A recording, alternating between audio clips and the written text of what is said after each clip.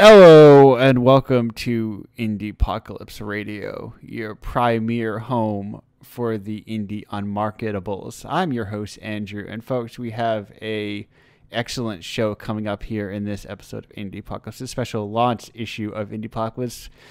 To celebrate the launch of Indiepocalypse 18, I decided to not have any of the creators from said issue onto the show because I schedule a month in advance, and you never know what's going to happen between then and now, what people are going to call in and call out to any given issue.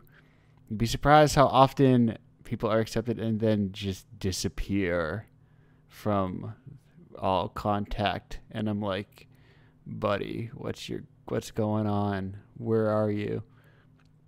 But speaking of people who did not flake on acceptance emails, we have two guests here who you may know from issue 14.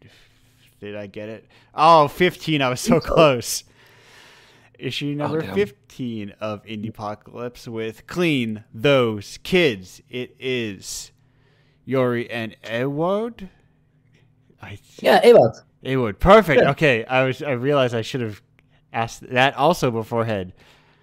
Welcome to the show. Hello. Thank you. Hello. Hi. How you doing? Yeah, good. Yeah, me too. Perfect. Yeah, we were in the park like about an hour ago, and it just started raining. So this is it's got a perfect ambiance for sitting inside. I like it.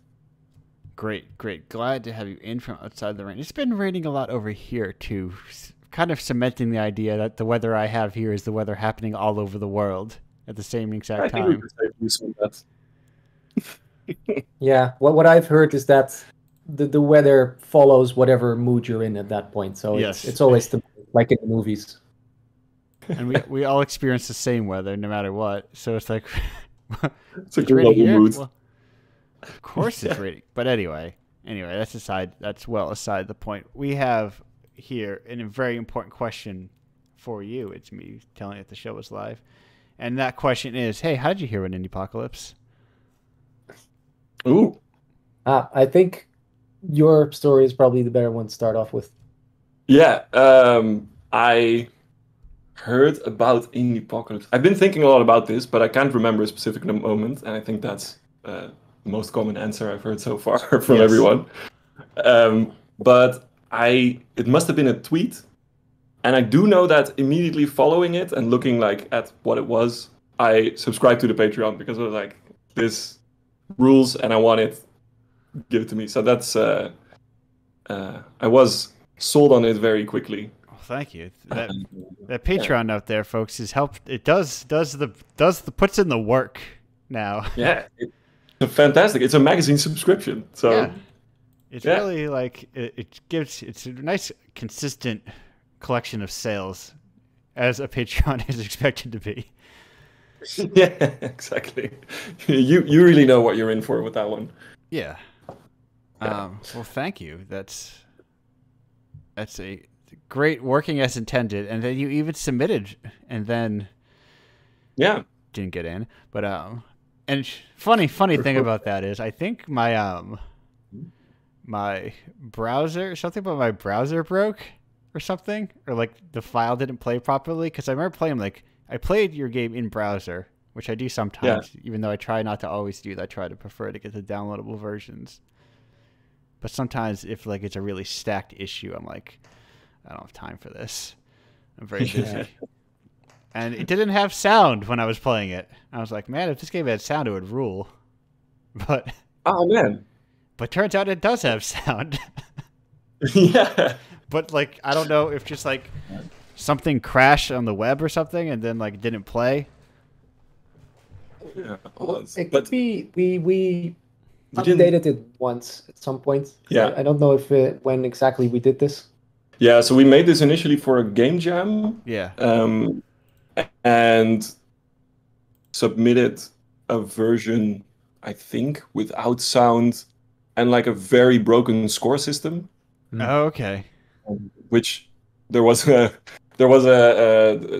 YouTubers who play also tiny indie games that had a game that lasted for 20 minutes, and then we're like, well, we're gonna just stop. So it could go infinite very easily. So we updated that and then added sounds and music. But I think we submitted to Indiepocalypse after that. Okay. So maybe something was broken or cached version or. Well, maybe not, maybe because I do remember it did play forever. Like it had no apparent end. Yeah. No, you should. The thing that we updated is that it just gets hard enough that you fail at some point. Well, maybe I was just very good at it, and I never failed. Yeah, that's very possible. Yeah. Well, okay then. Okay, so that makes a lot of sense then. I don't feel as bad anymore with the belief that I could have played a version without sound. But anyway, it's really guaranteed that the version in Indiepocalypse is the version as we intended it in the final the update. version. It has so much sound, people. You should just crank up your speakers and go, wow, this game has a lot of sound in it. It has all the sound it needs. Yeah, it's got the beeps, it's got the boops. Yeah, even some beepy boopy music. Yeah. We need... Did I not? Beepy boopy music is what we need nowadays, I think, you know? Because if we don't have it, what do we have? I don't have tickets. Oh, I do. Okay. So, sorry, I was doing something else in the meantime. I was like, oh, my browser was like, hey, do you want to time out? I was like, I don't want to time this thing out. I guess I'll finish it.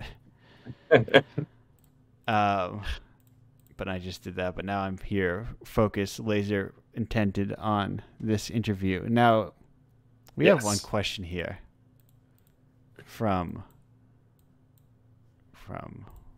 the audience. The audience, exciting. Yes. The audience here. I closed that window. The question is from Apple Guy. And the question is, what is the strangest place inspiration for a game or a game's elements have come to you? Ooh. Strangest place. As in the strangest place we've been, or just mentally where it went off to... It does not say. It is open to interpretation. Awesome, because for the second one, I think we have an answer, and it's this game. So the theme for the jam was Thumb War, and we were only coming up with concepts that were literally Thumb War. Yeah, like the game you play with your hands where you try to wrestle, thumb wrestling, I guess. Yes. Yeah, but then gamified as a card game, or gamified as an action game, or just variations on still just Thumb War. Yeah, it's very easy to get on rails with a very specific idea and just never escape. And then, like, what else do you do with your thumb? Well, cleaning a kid's face. Spit cleaning, I guess. Yeah, that's the strangest place inspiration has struck from. Yeah.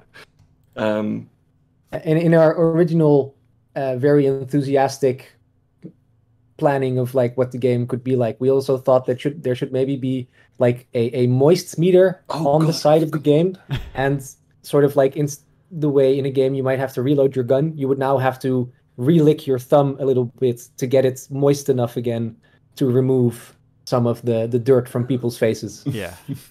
But in the end, we decided that may have brought it a bit more into the deep end of weirdness rather than the sort of joyful experience that we wanted it to be.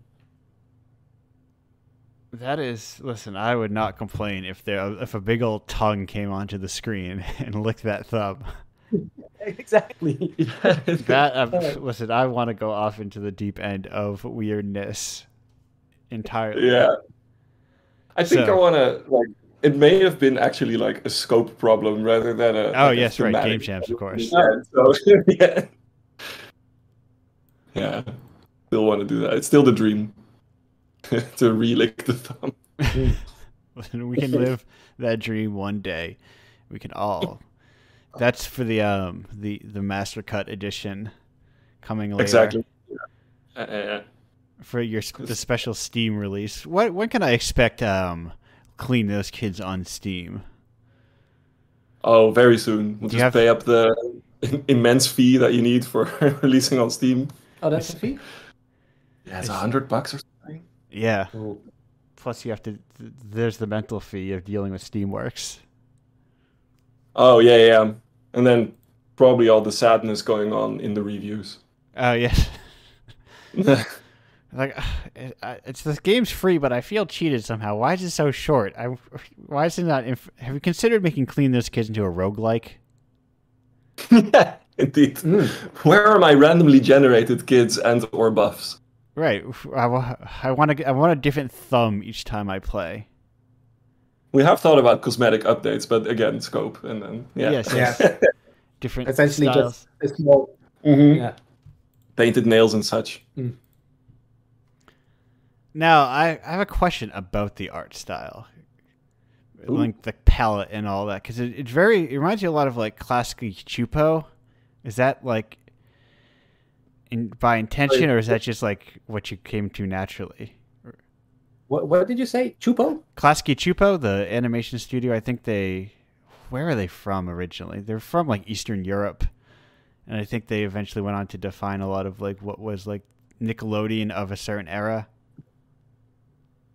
So that was the inspiration. What's the show called again? Doug. Yeah, Doug.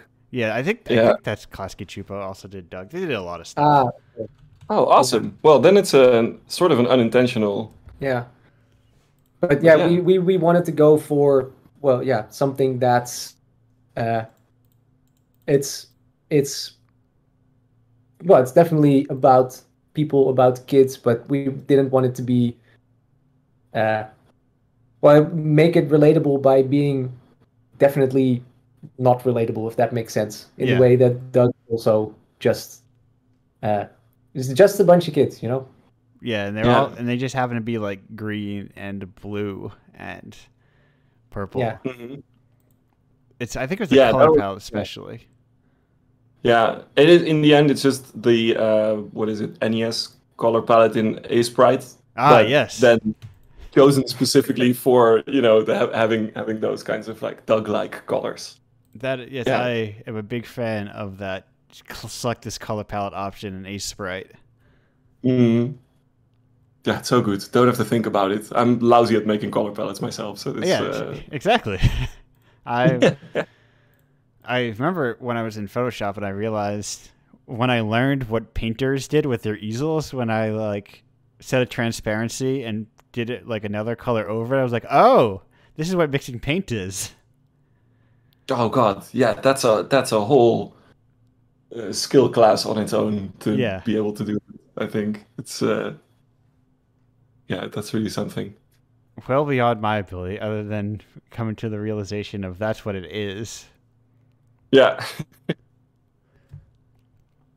But anyway, that is so. Game jams. Do you prefer, like, how often do you do a game jam? Would you say?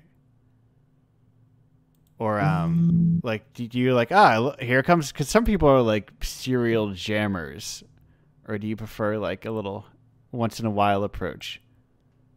Yeah, that's for me personally. I try to check in at least for a 7-day roguelike every year, but I've only submitted once because the implications of making a roguelike are extremely daunting. Yeah. And 7 days is not something I can usually like take away from my time.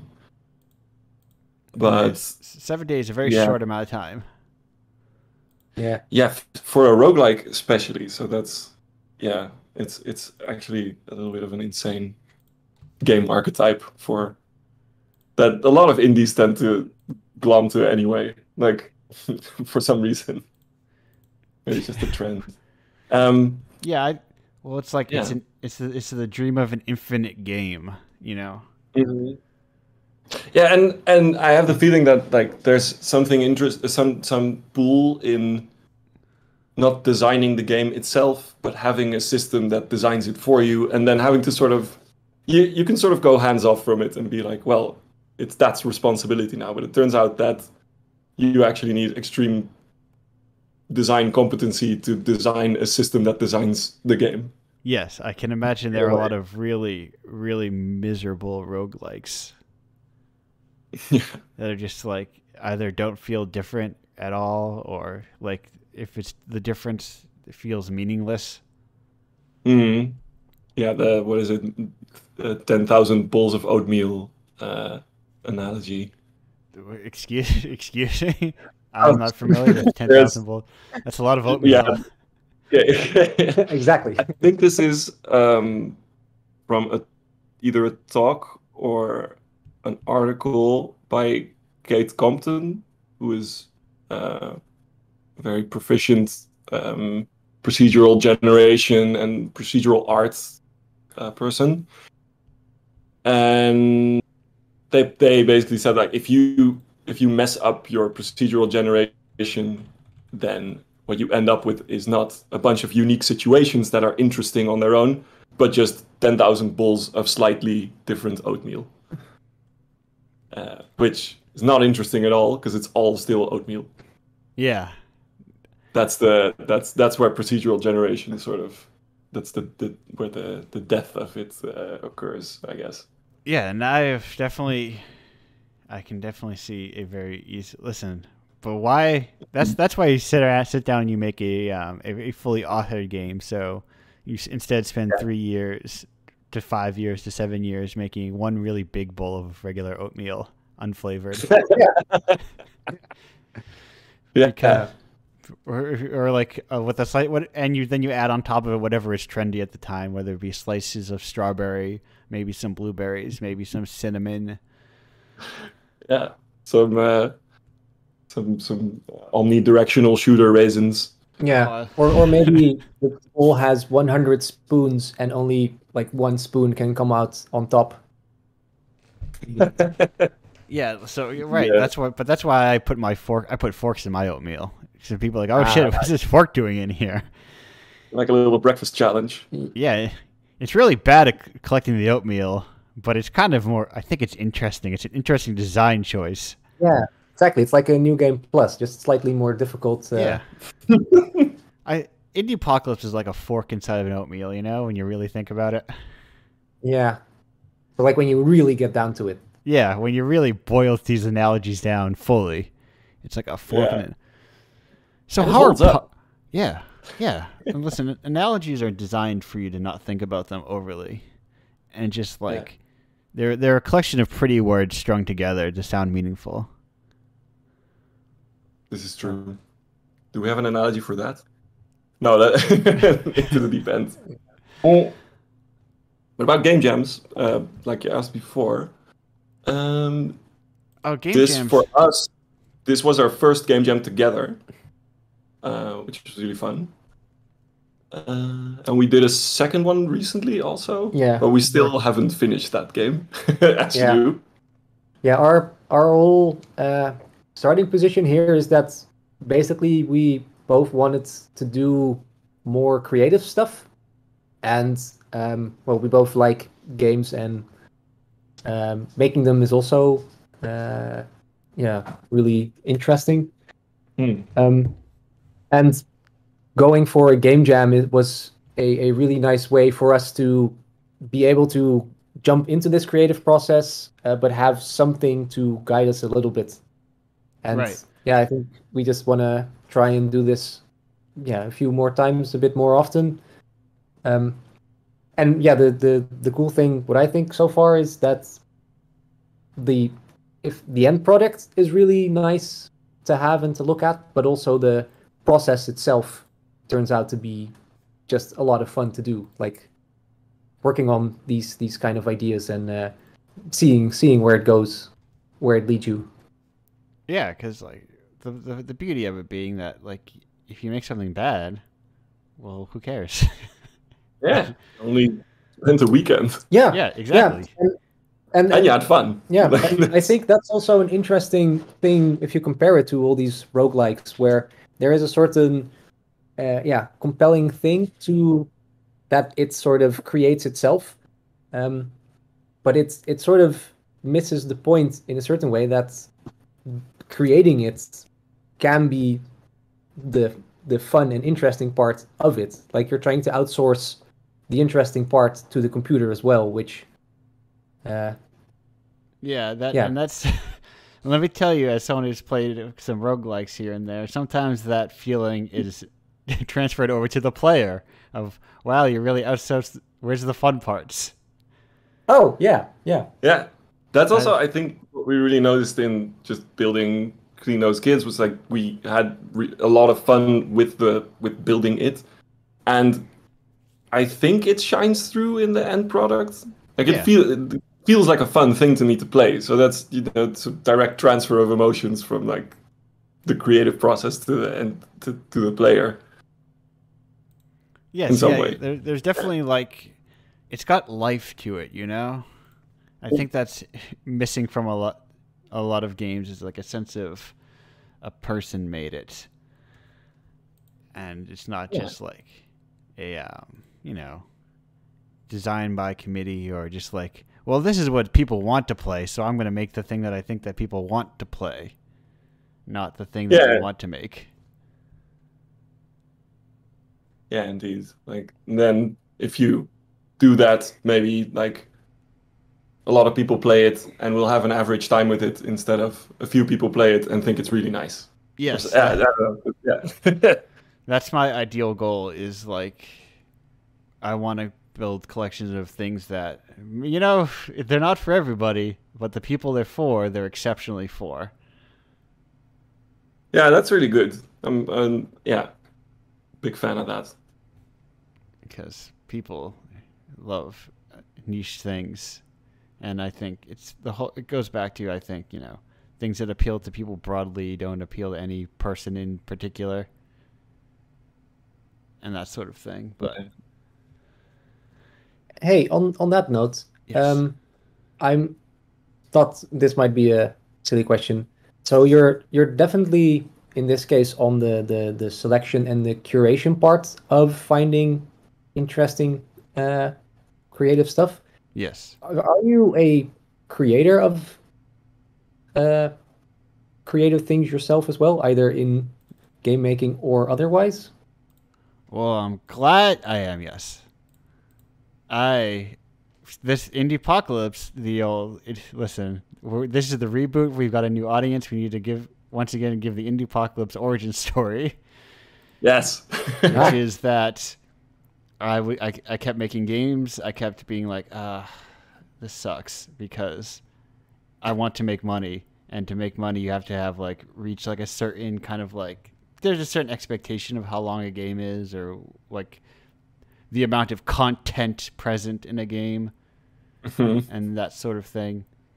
And I kept running up into like, the length it would take me to make something was always further than the length I wanted it to be. So I was like, this sucks. What if there was a market for like smaller stuff?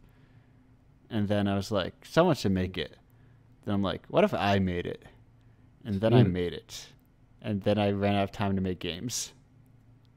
Oh yeah, fair enough. This must be a taxing process. Yes. I have done a little where I've started in the zine itself. I've started, if you're familiar with the album 69 Love Songs. Yes. I've started adapting each one of those songs into a tabletop role-playing game, or some kind of tabletop party game. And I've done 3 of those per issue. Cool. But that's like the extent of my creative. And I occasionally, once a month, fire up a Sprite and Game Maker Studio and be like, I'm going to make for fun a Garth Marenghi's Dark Place ZX Spectrum game, or ZX Spectrum inspired game. Yeah. Nice little limited color palette. Yes. And like, what would this game be if it was like in the imagined, it is already an imagined like TV show. What is the imagined game that would pair with that imagined TV show? I don't think I'm familiar with this, by the way. What was the... So Garth Marenghi's Dark Place. Okay, let's all... Garth Marenghi's Dark Place is... when did it come out? Like early 2000s, mid 2000s. They were based on characters that some guys did. Do you know? Oh no, I used to be very good at saying his name. And then speaking of names that don't do what the letters think they do, what's his? Richard Ayoade. Are you familiar with him? I don't think I am. Oh, this are you English actor? Yeah, from what's the show? Oh shit, you know. he was like the most prominent thing I think he did was in the IT Crowd, probably. Yeah, exactly. Yeah.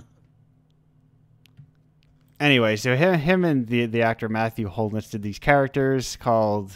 Matthew Holness played Garth Marenghi, which is like this real schlocky like pulp horror writer, and Iwode was his like producer or editor or like his partner in this creative effort. Anyway, so they made a show that's like a fake show based on his stories, framed around them releasing it from like the BBC vaults after so long.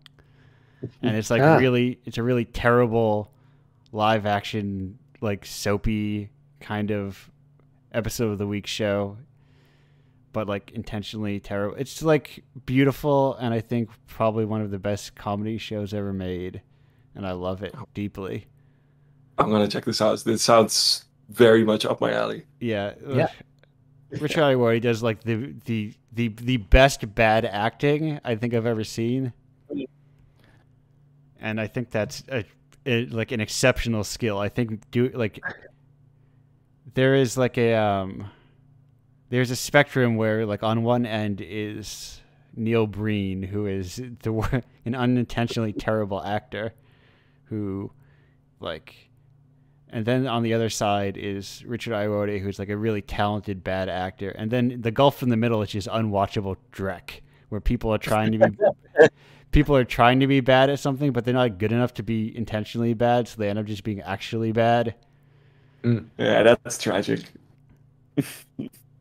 But that's a whole other world of like, I feel like that is like 90% of like sci-fi channels output or whatever, like all like Shark, Typhoon or whatever, you know, it's like. Oh, yeah. You gotta wonder, like, how intentional is it at some point? I think at one point it was unintentional, and then it got Twitter, it got that online buzz, so then it became intentional, or who knows, or maybe these people have no self-awareness. Yeah. Well, I can also imagine that this can become somewhat of a cage, maybe, because if you want to have something that's like a little bit bad and people latch on into this way, like what option do you then have but to make things that are intentionally bad? Right. And then that might be your life. But right. Like, and the difficulty is like, what if the intentional badness came out of like a naivety, and like you've now lost that naivete, and how do you the make scales it from your eyes, and you now understand that what you did was not that good. Yeah. Exactly. It's like I think if you're familiar with fighting games, I think there's like a similar like skill arc in fighting games as well, where like you start off and you don't know what you're doing, so you just mash buttons and you do well enough, but then you become skilled enough to get into your own head and kind of get worse at it. Oh yeah. Because now you're trying to properly execute, but you're failing at that, and then eventually maybe you get better, or who knows, you get stuck in that pit forever. Yeah, I know exactly what you mean. I have the same thing with either pool or bowling, that I don't do that on a regular basis. But when I start, it's not that great, maybe a few lucky shots. Then, you get one beer or something, and then that loosens you up, and you think, hey, I might actually be good at this. But then a few beers later, you realize like, no, I've always been terrible, and now I can't think of anything else but try to make it look good, but everything just fails. Yeah. For something so simple, and it's like, why can't I be good at this? For something so simple as throwing a ball around to knock things over. You should be able to just toss it straight down the middle. Yes. Why doesn't it go straight down? Yes, it's. Yeah, I had this all planned out. I was going. There's lines. There's arrows telling me exactly where it needs to go. Yeah. But all full of randomness. little noise. What could be the problem? It's probably not me. It's probably the game. Yeah. What a true sport of the excess of humanity. Just throwing a huge ball down a giant alleyway. And building huge venues to hold multiple alleyways. Yeah, that's also the feeling I get when someone has a bowling alley in their house. Like, okay, you've reached that point. Yes. where- You've reached that point where money, if you have one in your house, money no longer has any meaning to you. yeah, like at the end of There Will Be Blood, I guess. Or Yes, I guess right. it's bowling alley. Oh, spoilers. Yeah, spoilers. He gets a bowling alley. Spoilers at the end, he has a big bowling alley. Oh, man, Nothing I else still have happens to- in that bowling alley that could be a spoiler. No, just the fact that he has it. Yeah, Sorry, this is the isn't part where he talks about drinking milkshakes, though. Remember those halcyon days of memes? Those were the memes. Whatever. Yeah, things don't go that slowly now anymore in meme town. No, you gotta. If by the time you've heard of a meme, it's already far too late. Unless you're. So I think the next step, and this is something I do, is just to have memes with your friends in your own private channels. Yeah, that works. And don't like add anything new. Just have your sort of meme emoticons, and that's your vocabulary. Yeah, you mean you're like in jokes or? Oh, right. Excuse me. What exactly would you call? What are these in jokes you're talking about? Do they? What TV shows do I get them from? I only define myself relatively to media. Yes. There's. I was just thinking about this the other day for some reason, but there's a. If you're familiar with the classical at this point webcomic Octopus Pie, there's a Halloween bit in it where there's a Halloween costume party thing, and someone dresses grapes, and someone's like, "Oh, sweet costume, what's it from?" And it's like, "It's grapes from grapes," and I think about the idea of being grapes from grapes often. Yeah. But yes, that is. I had a train of thought from an in joke to a meme to a. But whatever. To a webcomic. Dashed away, gone forever. So tell me about parks. How are parks doing right now? They still green? There's still trees? There's still trees. Oh, nice. There's today lots of pollen, so that was fun. I've already my pollen season is come and gone. Still very happening in Amsterdam. It's a sneeze fest every day. You think hooray summer is here, and then it's just sniffles. No, I had a couple weeks of my car is covered in pollen once again. But now it's long. But anyway, you had the photo of in Delft, I guess. Yeah, Different city in the Netherlands, Delft. Might have heard of it. yeah. I was running through. Well, it's not really a forest, also more of a park. But the entire floor was covered. Like it sort of looked like it had been snowing, but it was all just this white, fluffy stuff coming out of the trees. It was beautiful in a certain way, but also, for my more allergic friends, Yes. I thought like this might be what hell looks like. Yeah, I can imagine what it. Yeah, I have no allergies towards anything that I'm aware of to this point. But there could be something lurking somewhere. Like maybe I'm allergic to durians. But Oh well, I mean, Everyone would you be is, bummed? to be honest? I don't know actually. I never. I don't know. Actually, I feel like I've had a durian before, so maybe I'm not. Wait, are those ones the big spiky bumpy ones? Yeah. And Or there's my theory is if you did have it, you probably know because the taste is quite quite something. yeah. We had durian chocolate once. That was not a good time. No, it was a bad time. Yeah. Wait, what?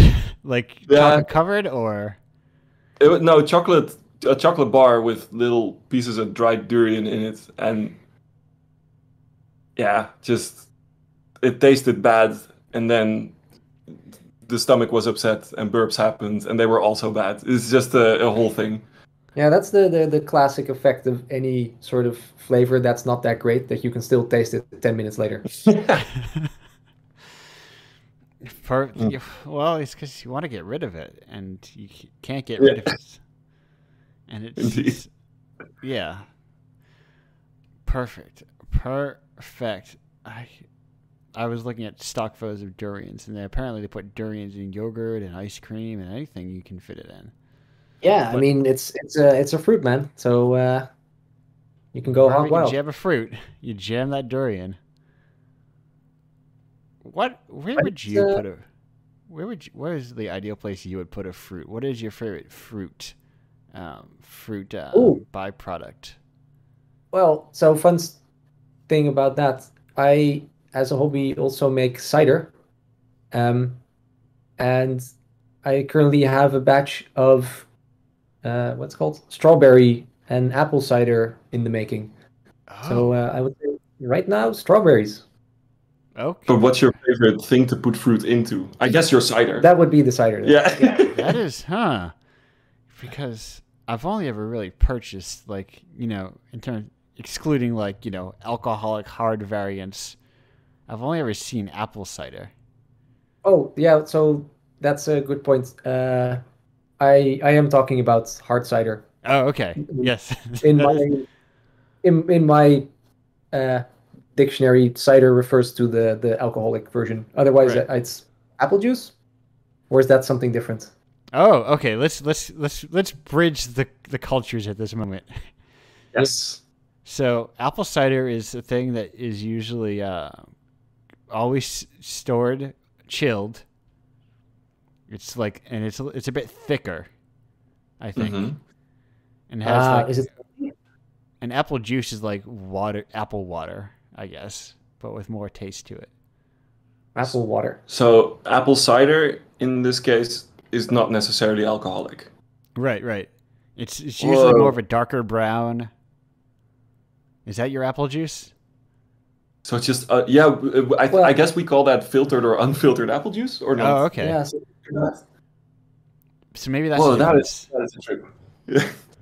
Maybe cider is filtered or unfiltered, and what I know as apple juice is filtered apple juice. Yeah. Huh. Yeah. So in your case, it's hard cider with fruits in it. Yeah, Extra fruits. extra fruits, Yeah. because that's you got to make sure that's a little bit healthy. Get your vitamins. Yes, yes. Anything is healthy if you put a fruit in it. Yeah. Oh, and even better. So if you go for hard cider, then that's 0% sugar. Yeah.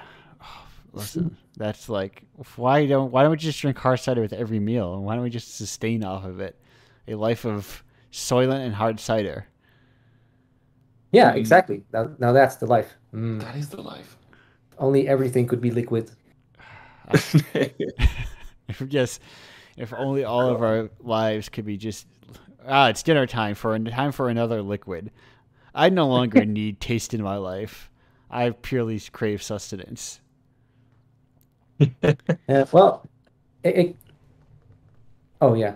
Uh, so I heard the other day from this other podcast that Cross-casting. yeah, apparently some like for quite a few animal species, they're like the main reason they die is because they lose their teeth and they're no longer able to eat stuff. Okay. So I think to them, this juice life would actually be like almost literally the life. You Yeah. can suddenly live forever. I've thought about that before occasionally when brushing my teeth. I was like, what did we do before we had all this like dentistry and all this stuff to maintain our teeth? And it was like this thought of, do we actually need this, or has like the rest of our modern society, like the rest of our modern food stuff, necessitated the need for, like tooth care? And if we were living a truly wild life off the land, would we not need all this stuff? And then I've been saying that and realized, no, I mean, I'm sure that was probably the case for humans where our teeth would rot and fall out. And then like, well, I guess I'm dead now. Yeah. Oh, yeah. Most likely.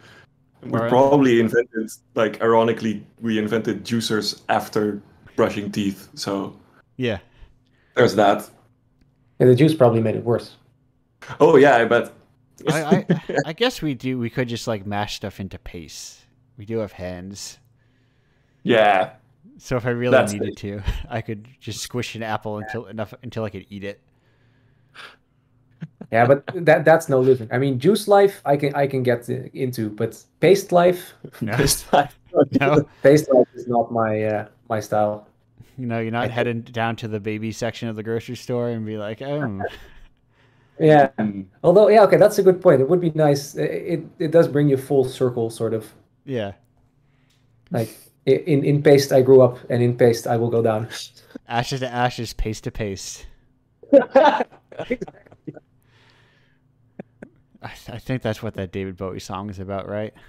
About how he's getting back into Gerbers after all these years. It worked better for that hard rock lifestyle. Be like, oh, I'm so tired. And I recently saw that someone purported that the term hung over came from, they used to have just like ropes, and when you were too drunk you would just go to sleep on a rope. Oh, What? Like you would just like be hanging out. It's like, ah, shit, I'm so wasted from the pub, I can't go home. Here's a pence, let me sleep on this rope for the night. Huh. Wow. That sounds super uncomfortable. yeah. It does. It also sounds too good to be true for an etymology, but also sometimes etymologies are exactly what you think they are. Yeah, Yeah. it's a little bit too direct. Yeah. But I don't know if that just means it's exactly direct, like Oh. the word the news is, it's our new information. It's all the news, if you will. Ooh, But- okay, I have one, and you need to promise not to Google it afterwards. I won't. But I heard that something being the bee's knees, right? Yeah. That comes from that bees carry pollen on their knees, and that's the good stuff. Yeah, okay. That sounds believable. Mhm. All slang came from somewhere. We make up dumb shit all the time. Yeah. Why? Even if that's not the real source, why can't it become the real one? That Yes, would be yeah. that would maybe be a good book, actually. Just like etymology, but the way we want it to work, not Ah. the original one. Did That's always slightly more boring than you'd hope for. I wonder if I made that. I think I might have made that a game of that at one point. Oh my god, I do need to play that. What? I don't remember. So Proto Fake it. Indiepocalypse was the zine that I made for the Toronto Comics and Arts Festival. I also brought games there as part of their game show, but I'm like, I want something to sell because I Is that realized issue 1? this is like issue 0 almost in a way. Because I realized this was before, like, when Indiepocalypse was about a twinkle in my eye, where I had this, because I was going, TCAF is a comic show, and I realized, oh, people who make comics go to comic shows to make money. Game developers go to shows and give away a lot of shit and don't charge people for anything. I was like, what if I made money, though? Like, Yeah. Bridge that costs- gap. it costs money to go to Toronto, you know. Oh yeah. Even, Cost money probably to be at it, like have a booth and everything. Right. I have to pay for. You have to pay for a booth. You have to pay to like fly there. You have to pay for hotels and to eat. And anyway, so I made a short zine that was, the front half of it was a tabletop role playing game adapted, a tabletop role playing adaptation of the show Seinfeld, and then. And then the back half was a collection of parlor games. And one of them might have actually been, it sounds like something I would have, it sounds very familiar to me. So I wonder if I had actually done that. I don't know where is that? Yeah, now that you mention this, I do know this as a game. I know it as the dictionary game. Okay, where- yes, I think that's what it is. I think I may have thought of that idea, and then it was like, this is the dictionary game where you get a word and you make up the definition. Yeah, when one Yeah. person puts in the original definition and you need to like vote on what you think is the real one. And Yes. if people vote instead of the real one, points or Yeah, but I mean, if you want to turn that into the etymology game where you guess something's origin, and then that becomes the origin. You yeah, let's skip the whole voting for the real one bit. That actually makes it more boring, like we already you just- established before. Yeah, you just rewrite history real quick in the game. and you just vote for the best one, and that's the one that becomes the new real one. I think Right, that right. could be a game. Language is prescriptive. Yeah, Exactly. exactly. Yeah. All right, well, I think we have our next game all planned out. Yeah, listen, tabletop games just as legitimate as not tabletop games. What do they call Yeah, it those? doesn't. Video games? Video games. Wait, does board games also fall under the category of tabletop games? Because Yeah, you yeah. play them on it. I, Yeah, I. okay. It's all very like vague. I Hmm. basically use it to mean like games that you play without computers. Although you Yeah. can play them with computers as well. Is Yeah. is a pinball machine a tabletop? Oh God. What a Curveball. listen, that's a whole you open up a giant worm of what is a game. What is a pin? No, that's a it's an arcade game. Yeah, Yeah. fair enough. Does it But depend how like the much thing though, does this must be a category, right? Of physical. yeah. Does it depend Ah. how much electronics are like within the game? Oh, Hmm.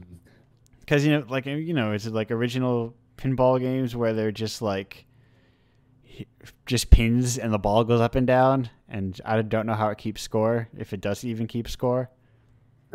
Probably like yeah. little levers that trigger whatever going up. I don't know. Yeah, you've got the really old school, purely electromechanic pinball machines. But I maybe thought you would really categorize that under uh, computery bits. yeah, I thought about the idea of like what if I just made a pinball machine once, but that would have been a lot of work. Possibly. Oh, Yeah. Someone the rising who's so many good ideas right there. yeah, Well, that's Ewan prepared a pinball game, so he can give you the lowdown, I guess, on it. Ewan, is it a lot of effort? Yes. Yeah. yeah. Well, Did, there you have it. did you make it like fully from scratch? Are we talking about like a physical pinball game you made? Oh no, this I repaired one. So there was my brother at some point got one off of the local Craigslist, I guess. Yeah. And well, at some point it broke because those things are already pretty old, and he repaired it for like 4 times already himself, and like, okay, I'm done with this. And I thought, yeah, it could be fun, but it's a lot of work, and that's just repairing. So I think if you want to make it yourself, you're You're asking for a lot. It's not just a slanted board with a ball on it. well, it's honestly that's a good start. I should hope so. But yeah, I think it's very similar to like making a game. It's pretty easy to make something that Yeah. you can interact with, but making it fun, that's where the details and all the effort comes in. Yeah, that's it's honestly a whole other world that is like of what is fun pinball design. Oh yeah. Mm. Like what makes these arrangement of bumpers fun and these arrangements of chutes and slides and all this enjoyable. Listen,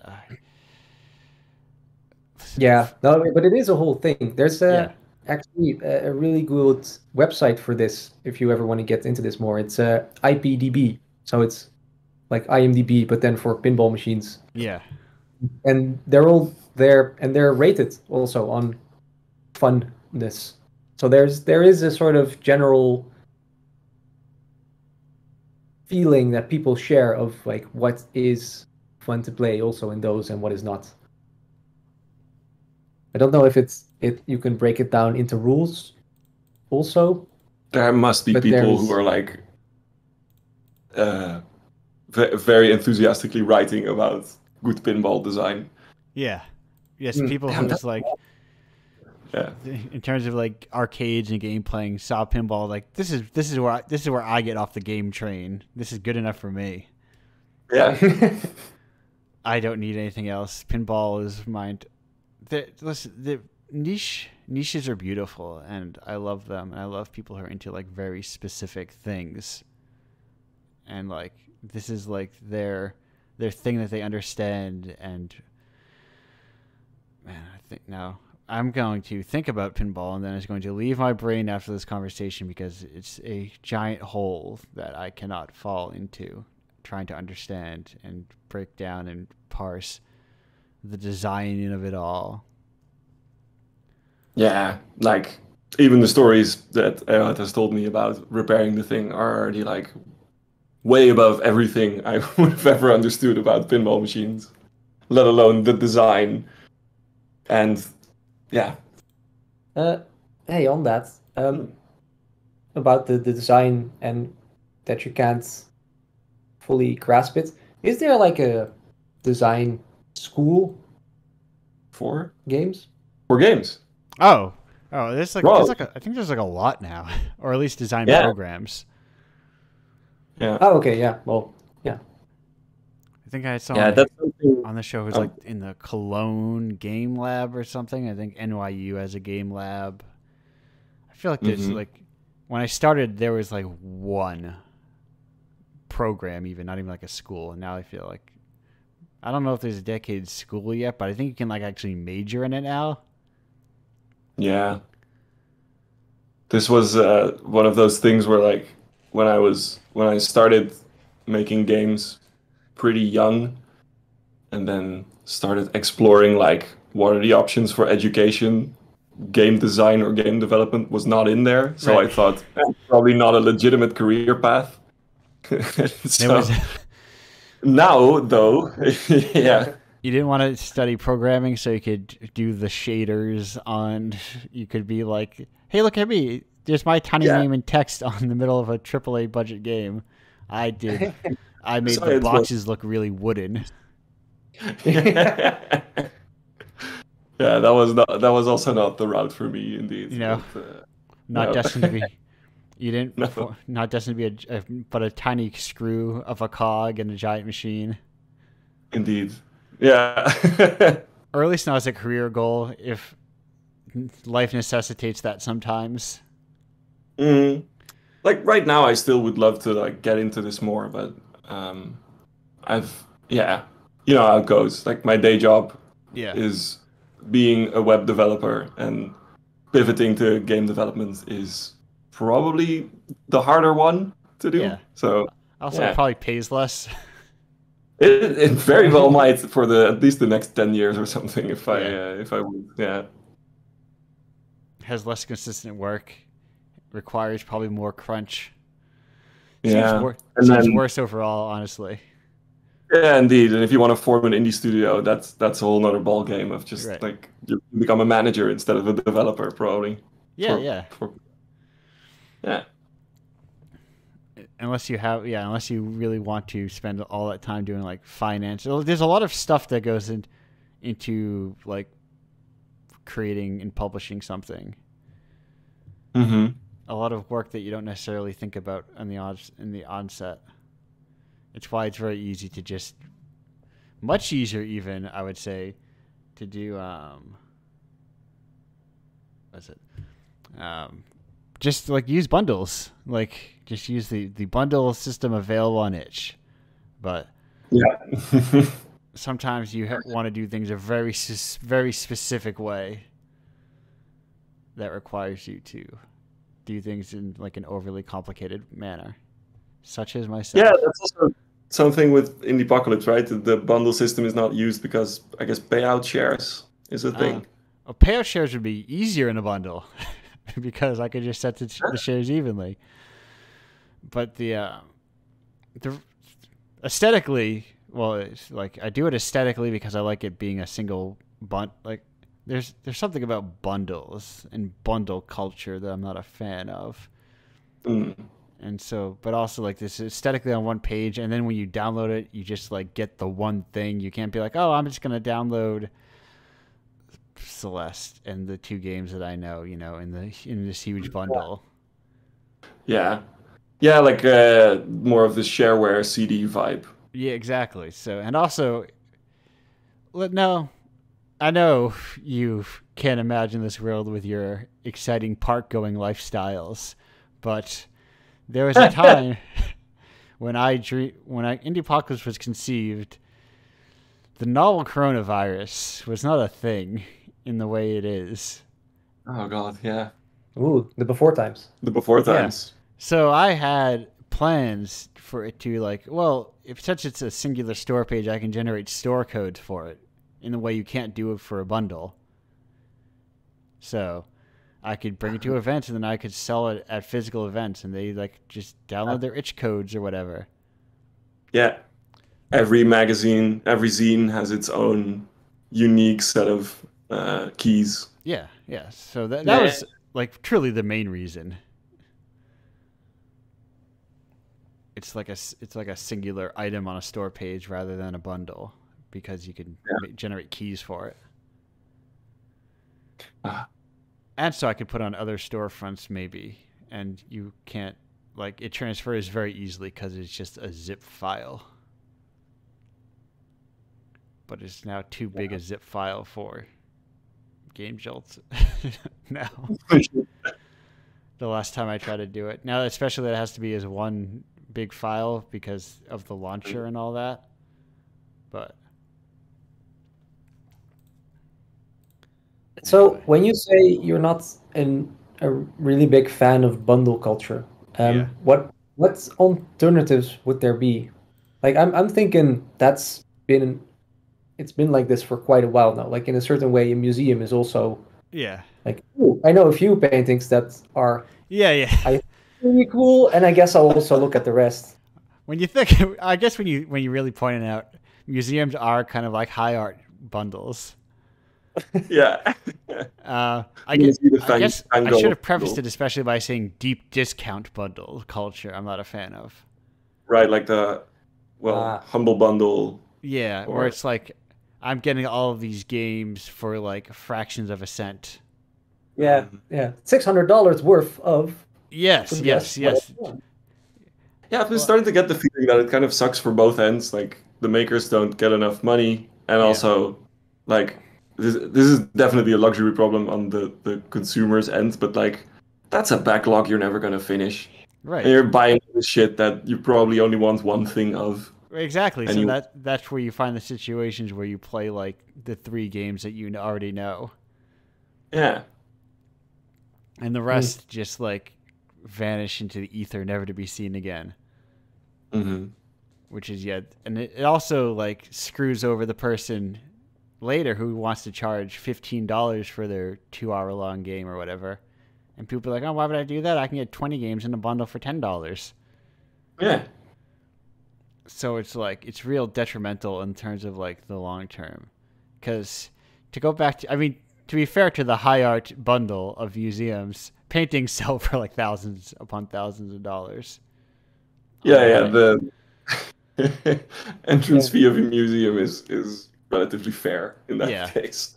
And there are alternatives for fine art artists too. I mean, the world of fine art is a whole other thing that's unlike games in so many ways. So it's not really like even a close comparison point. But I wish we could sell boutique games for, $18,000. Yeah. Single edition. Yeah.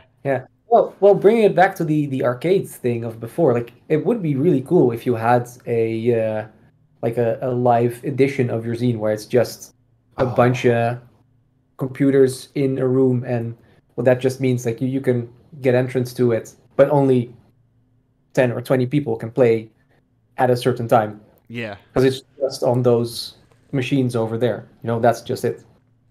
I've thought about now like adapting it to like a gallery space somehow and trying to figure out what that means.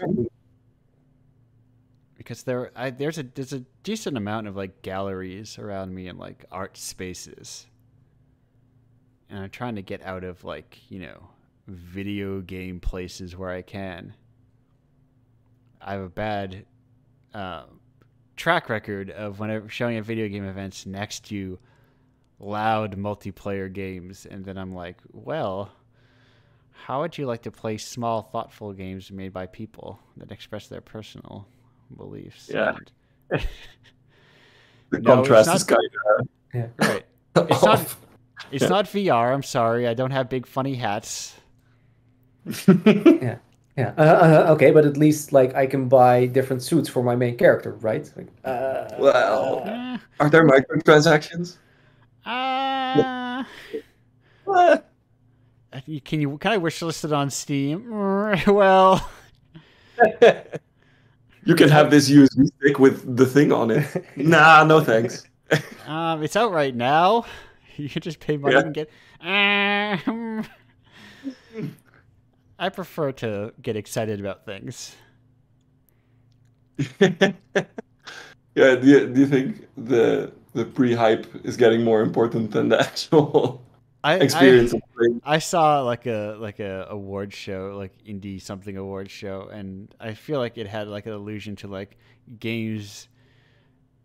I think debuting games and having like exclusive trailers at award shows is embarrassing as an art form. I, it feels kind of cringe, if you will. Granted, I don't like watch other award shows, but I feel like if you go to the Oscars, not like here's a new trailer for fucking upcoming oh movies. God. Yeah. Yeah, I see what you mean. That's kind of in bad taste, sort of. Yeah, but Yeah. like all game award shows are like trailers, and then we have awards in between them. Is it like the I don't know what the fact that it's all more commercialized somehow? Yeah, it feels I don't everything know. about games feels so intensely commercial, like to the point where I've gone to different meetup groups. I'm like, these feel very commercial. They feel very like real tech energy coming out of these meetups. Yeah. But What do you think is the cause for that? games are expensive to make. Um, Computers are expensive to own. Uh, like game making computers are. It's the same reason if you look at demographics across computer based competitive games versus like arcades, you can see a wider demographic in arcades because I can like go to an arcade and pay a quarter and play that game. I don't have to own a PC and have a stable internet connection and everything. Mm. Yeah, So it's easier, it's more accessible. yeah, so I think that's why like fighting games, for instance, have like a wider collection. It's not just all white dudes because Mm. it's not all just like middle class guys who can afford computers and stable internet connections. But and I think Yeah. game development kind of ran into that same problem, which like I have to be able to afford a computer and I have to afford licenses to Unity or whatever. But now Hmm. like with a lot more like cheaper and freer tools that expands the kind of people who can make games. Yeah, like Godot is a blessing. I'm not sure about Yeah, the load on the requirements of a computer, but the fact that it's open source and free and has yeah, great Mm. documentation is such a game changer. yeah. Wait. I see so much stuff Yeah. in Godot now. Yeah. But also like the sort of I mean the of course in the AAA space it's the case that it just goes up and up with the PC requirements. Yeah, And I'm happy to see that at least in the indie game space, people still try to like keep it low fidelity and you kind of have to by necessity because you don't have the production budget, but yeah. that also makes those games specifically more accessible. And maybe that's a happy accident, but yeah, that also feels like the correct space for them to be in. Right. Yeah. So you don't need like a $2,000 PC in order to play games.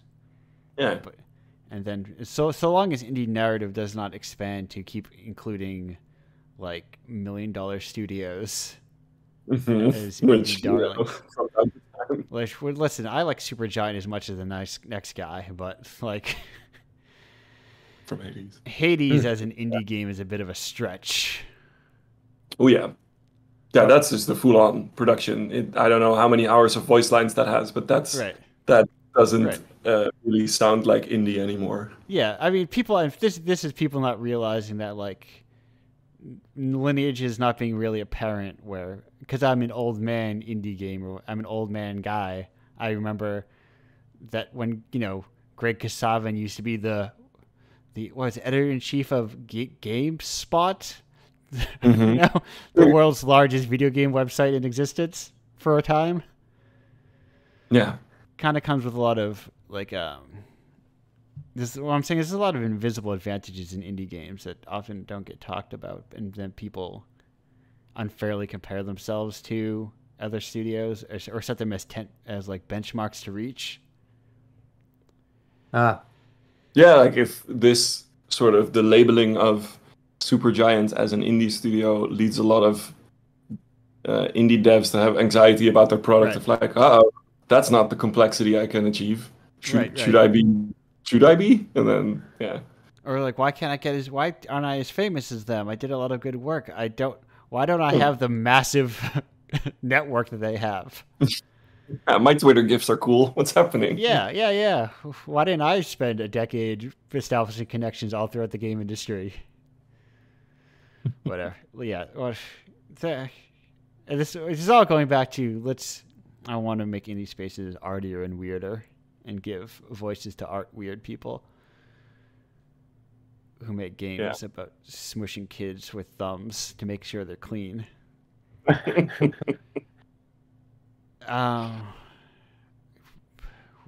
We're approaching. We're getting close. We're getting on in time with this show. We're cresting an hour, which is kind of like at least what I'm shooting for in situations where I end up with one guest on accident, which has been this show and the last show. But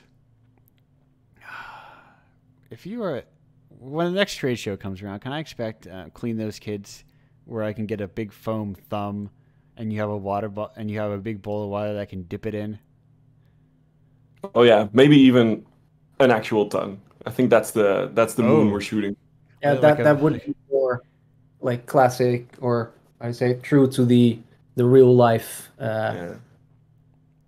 So like a tongue fountain. Yeah, just like a little tongue hanging somewhere off the top of the screen that you can pass your thumb over, get it all moist again. Oh no! I'm talking at events. I'm talking when I go to. Oh yeah. You want merch? When I go to a PAX East, and and I get a big dumb hat someone gives me. Your big dumb hat is a big old foam thumb. Yeah. Oh, and I get that foam thumb all nice and wet, and then I invade people's personal space with it. Yeah. Oh. You're getting close to getting kicked out. Let's see how close you get. Yeah. Yeah, definitely. That's that's gonna be it. When we are at what is it? IGF.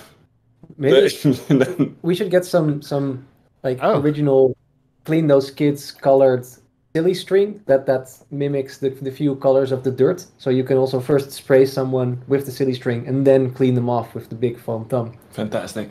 It's going to be like a live action role playing version of this game. I was gonna say if you submit something like that to like a maze or something. Yeah. They might be like, yeah, this sounds cool. Yeah. There's the cleaners. There's the I mean, when you get clean, you have to yell something. What were the blurbs we had? Squeaky clean. Perfect kid. Perfect kid. Yeah. Beautiful. So I'm looking forward to. I love this plan. Yeah. You can count on. 2022. In 2021, people are feeling more comfortable at events, but in 2022, we'll feel more about being at events with people touching our faces. Yeah. Especially with moist thumbs. Yeah. That, I think, is a bridge too far in this year. Yeah. Not yet. Not the time. Yeah, that hasn't crossed my mind. No, you haven't been like real. I want to get my saliva all over a bunch of strangers' faces. Yeah. Yeah. For the sake of making it cleaner, mind. Yeah. Indeed. Yes. No. Yeah. This cleans the.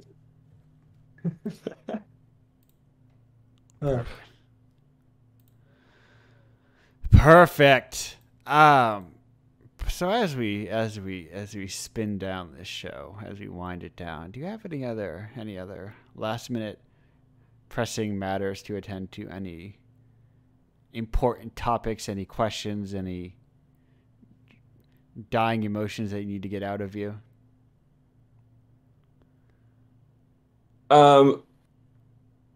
Yeah, but it's like a fan favorite, I guess. Okay. The question you had a question at the beginning of the show a lot. I don't know if it still happens, but Maybe. like, what would you recommend to people that Oh, is not yes. a good? Yeah, is that still a thing? Oh, no, I stopped doing it because that's what I do with everything. But you are free to do such a thing. Yeah. What was it? Well, I Was was a piece? wondering. The A question piece? was, well, what would you do this week? Recommend? Yes. Let me give you. Wait, me? I recommend. Yeah, I'll think about it in the meantime. I'm just buying time. Oh no! How dare you spring that onto me? Okay, well, I will recommend. So, yesterday I went out. I made my biannual sojourn to the Barnes and Noble to pick up for the 50% Criterion sale, and so I would recommend all you people out there to check out the films of John Cassavetes, John Cassavetes. or especially as like I would say as a fun entry point. It's technically he's only in it, and the movie is an Elaine May film, but I highly recommend the film Mikey and Nicky. It's a real tour de force of Cassavetes and Peter Falk, known more famously as Columbo. They are exceptional in that movie. Nice. It's a real bit of humanism and people acting off of each other. More stories about people, I think, It's get real personal. I think there's an anecdote where people told Cassavetes that he had to change his name to something that people could read and pronounce better, and he's like, buddy, people are gonna learn to pronounce my name. Something to the fact that like I'm keeping my name as it is, and people are gonna have to learn to say it. Oh God, I can relate. Yeah. Maybe that's the the vibe I should bring forward. Yeah, what? Yeah, exactly. Don't imagine going into games. Someone's like, "Oh, you should change your name to something easier and more international." What if your name was Joe Video Games? And you're like, Joe Video Games. I mean, that is also a good alternative. But yeah, yeah, I'm gonna make the world learn to pronounce my name. I like Right. that.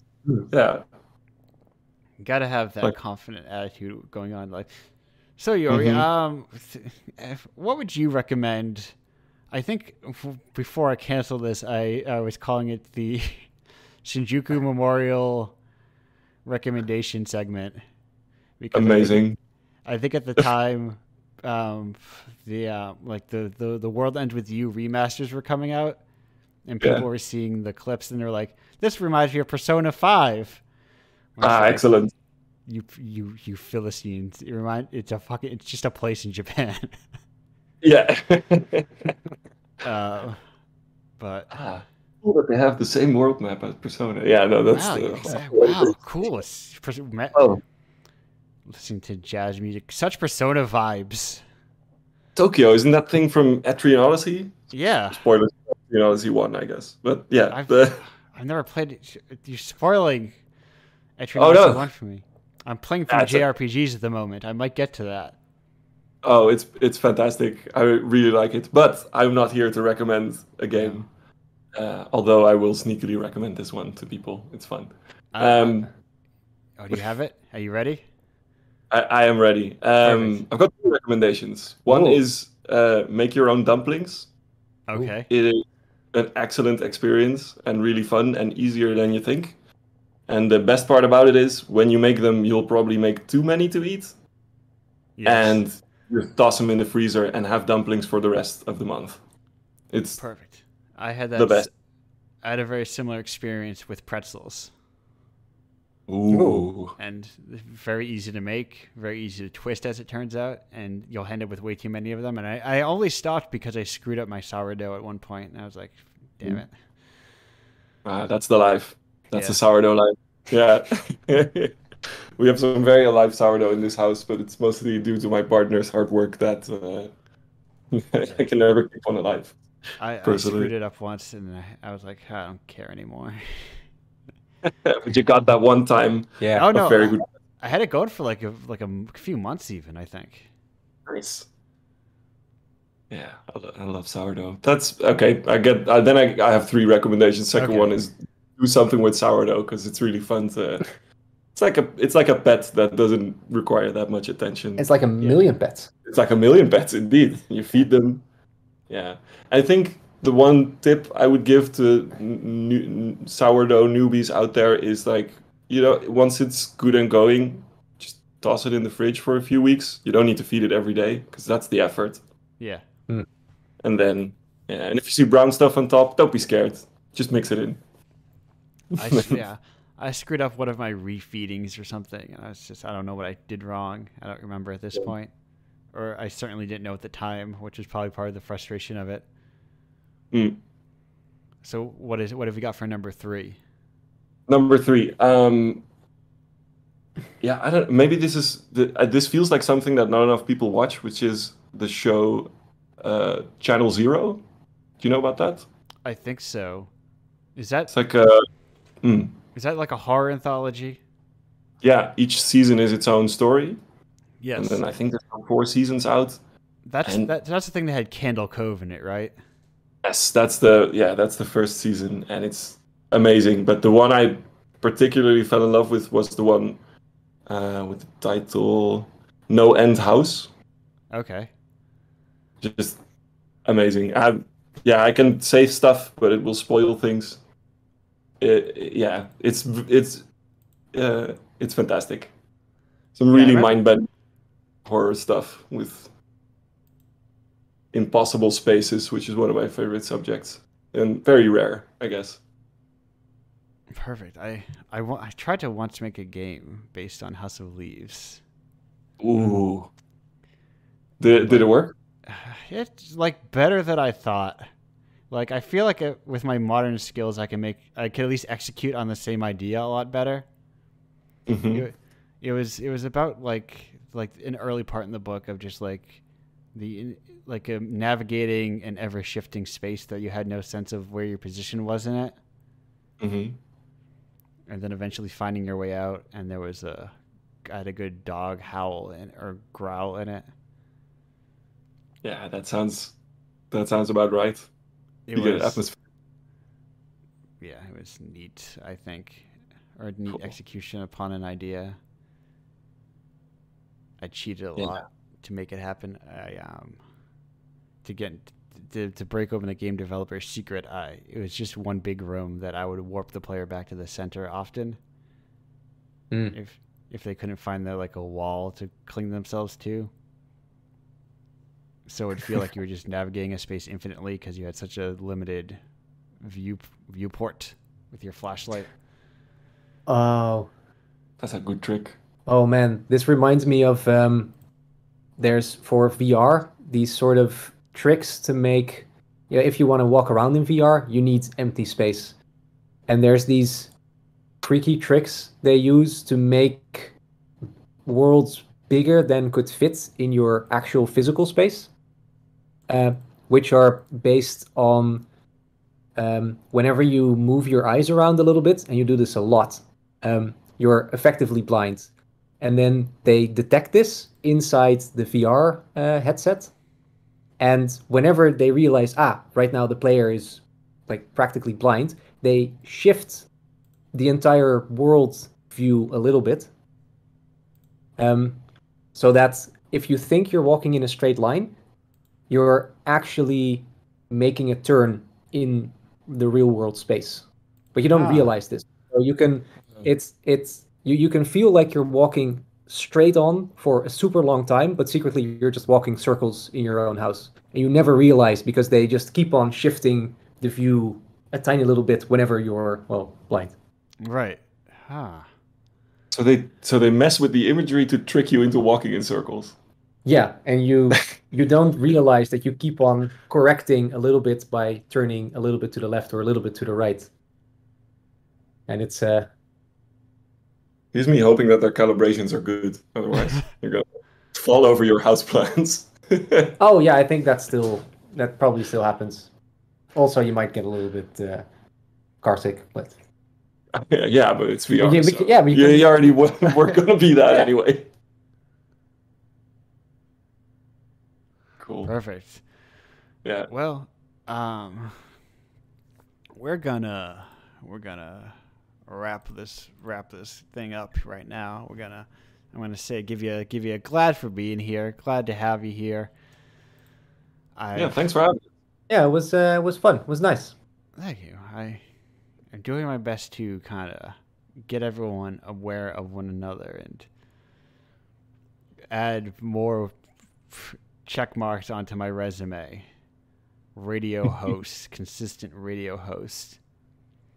I once got an email from someone who was like, "Hey, do you want to be a Twitch influencer for our game for E3?" Or they said, I think it was a word that was worse than influencer. Mm-hmm. It was like influtainer or something that implied something that implied that. And I was like, "Made it big, man." Put that on your LinkedIn. Influtainer. I have a LinkedIn, so I can get real jobs, but now that I have a real resume, as it turns out. But they didn't even they followed me on they had followed me on Twitter, so I imagine they just saw that I posted Twitch links occasionally, which I don't even do technically. Technically it's a redirect from indiepocalypse.com. So it's not even like a Twitch URL, because I post /radio in case I ever have to go somewhere else. /radio will still work. Folks, everyone out there in internet land, get your own website. Everyone should have their own website. We don't need, let's get away from social media controlling everything. Exactly. Build your own social media. You have to. Exactly. Get a website and get yourself a hover.com login. And then you can do whatever you want. But anyway, I was like, I just kind of deleted the email instead of being like, do you even know what I do on this show? What makes you think I would be the right vibe? I mean, I guess I could do that kind of thing if someone's like, hey, you can be an asshole and you can do whatever you want, as long as I considered saying that. Can I just do whatever I want, but you pay me anyway? Anyway, plugs is what was my roundabout thing I was going to get to. Plugs, everyone. Let's go around the circle of people. Edward, what have you got to plug? Oh, what, something I want to promote? Yeah, what have you got to promote? How can people find your stuff? What do you want people to hear about? Oh, well, I try to excessively stay away from having an online presence. Beautiful. So personally, there's not a lot to plug, but I would like to, go and how do you say it? Urge everyone to try and make your own hard cider. I would plug that, the homebrew. Perfect. No, listen, I remember seeing someone online comment on one of the issues and be like, deep respect for everyone who, because I try to include every creator, even if they don't technically have a Twitter handle, and someone's like, deep respect to the people without Twitter handles on this issue. And I was like, yeah, same. I respect it. But the nature of the beast means I must feed it. That's the sourdough starter again, or yes, the sourdough starter that is twitter.com. Except I don't get pretzels afterwards. I just get. Actually, I don't actually have a bad experience on here, all things considered. Mostly because needs a lot of shaping, but yeah. But also, were I to get a mildly bad experience, I block people if they post the meme of the guy with swords pointing at him. I block those people. So it's like my block finger is very, very on the ready at any moment. So I'll block people who are just unfunny too often, and I keep seeing them. But is there a Twitter account whose main gimmick is that they've blocked everyone? Oh, maybe. yes, there is. Oh, there is. Yeah, of course. Yeah. what is this guy? He's a developer, I think, Japanese. Oh, that guy. Yes, yes. I forget. Oh, I know forgot who his you're name. talking to, but I forgot his name. He's the one. He works at Platinum. He's like the Platinum guy. Yes. Yeah. He just like his whole. If you look at his timeline, it's full of just blocked, like saying that, quoting the tweet, and then he just blocked the person. Oh, And then he Great. every now and then he just throws out onto his timeline the rules of when he blocks, and there are many, and they are enigmatic, and it's fantastic. nice. Yeah. It's really a life to live. There's no reason that you shouldn't block people on Twitter. The feature is there for a reason. Keep it healthy. Exactly. Yeah. It's like a modern day hermit in a way, in that there is, I think, if you want to be a hermit, then it's also important that people know that you're doing it, Yeah. right? Otherwise, you're just very lonely.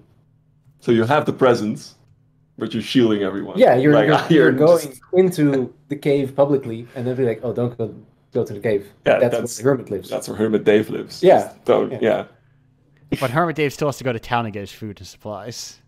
exactly. But then he's very loudly pronouncing like, "Don't talk to me. I'm the hermit." Yeah. Yes. Here are my rules for when you're. When I will. Wow. Me and Hermit Dave have a lot in common. I had to check out at a store that had a cashier. I was like, ugh. Oy. I can't just have a machine do it. I don't want people to think about the things that I'm buying. Ooh. Well, the good thing is they're probably not. No, they're not. Or they probably already have a way better story than whatever you were buying. Which was very unexciting. So then the sport becomes to become the story of the day. Oh, I don't want to be that store's main character for the day. But anyway, what have you ever been in the store? What have you got to plug? I guess just like play my other games. So we talked about roguelikes for a while, but I have made one that I'm considerably proud of, which is like a very small little card game called Cantrip, and it's short, so that's good. It's not. Where might one find one of those? It's on my itch page, which I'm now going to try to pronounce in a way that people can understand it. Which is, well, I'm just going to spell it. Yes, there we go. Because if you weren't, I was going to. Exactly. BAKKERJOERI.itch.io. And then probably /cantrip if you want to play it. Yeah. Or it's just right there on the page. You just click on it. Yeah, for sure. Oh, perfect. Yeah. There's other games there. I recommend everyone just try them out. Yeah, they're fun. They're short. Yeah, they're good. Yeah. That's the best that anyone can hope for games, that they be good. Yeah. Indeed. For my part, I will say, hey, everyone, Indiepocalypse 18 just came out. A lot of good games in there. I recommend you play all of them. Or, you know what? I'll level with you. If you just want to buy it and not play any of them, that kind of works for me too. I'd like that you play them, but you know what? Money's good too. I guess that's one of the games inside the whole bundle. It's the buying of it. That's also in a way a nice experience. Yeah. It is. You risk your paycheck for a little for a zip file. It's a cool zine. It's like Indiepocalypse is like a. There's 18 issues of Indiepocalypse. Buying any one of them, it's like a small little gotcha game. Which one do you want?